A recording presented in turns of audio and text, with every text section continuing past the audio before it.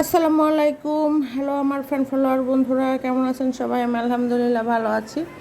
বাংলাদেশের বাজারে যদি সস্তা কোনো জিনিস থাকে এত এত দামি দামি তরকারির ভিড়ে একমাত্র সস্তা হইল পেঁপে। আর আমি এই পেঁপের তরকারি রান্না করি।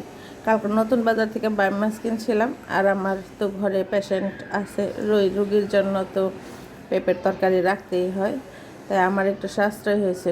একমাত্র 25 টাকা 30 টাকা কেজি পেঁপে। আর কোনোটাই 100 120 30-এর নিচে কোনো কেজি নাই।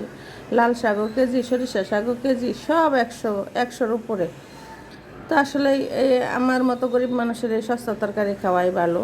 এই যে দামে সস্তা গুণে ভালো। পেঁপে কিন্তু আসলে অনেক উপকারী তরকারি।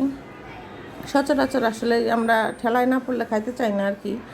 এখন আমার এই যে রোগীর জন্য তো ওকে মাঝে মাঝে কিনতে হয়।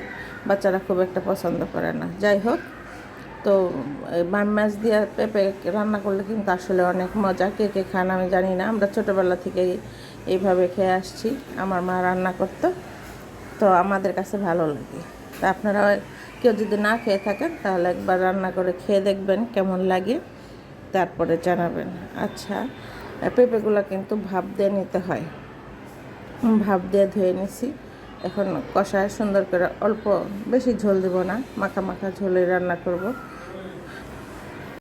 আমার মোবাইলটা ভীষণভাবে ডিস্টার্ব করতেছে। মোবাইলটাকে একটু ডাক্তার দেখাইতে হবে। কাউকে কোনো কিছু সাপোর্ট করতে পারতাছি না। সবাই ভালো থাকবেন। রান্নাবাড়া এই পর্যন্ত।